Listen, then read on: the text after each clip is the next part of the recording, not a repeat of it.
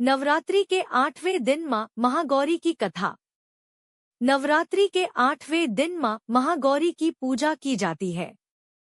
ये दुर्गा मां का 8वां स्वरूप है। जैसा कि नाम से ही पता चल रहा है कि मां का वर्ण गौर है।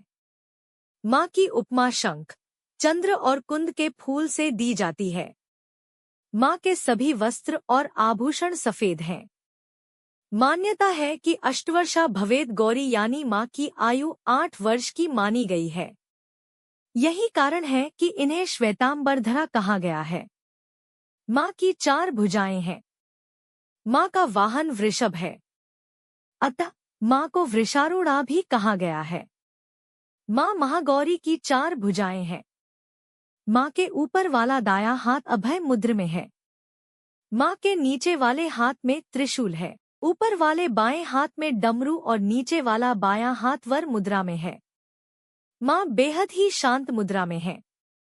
मां भगवान शिव को पति रूप में प्राप्त करना चाहती थी, जिसके चलते इन्होंने बेहद कठोर तपस्या की थी।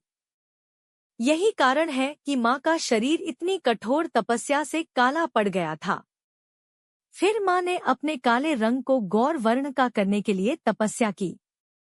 मां की तपस्या से प्रसन्न होकर शिवजी ने उनके वर्ण को कांतिमय बना दिया।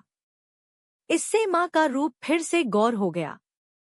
यही कारण है कि मां के इस रूप को महागौरी कहा जाता है। मां महागौरी अमोघ फलदायिनी है।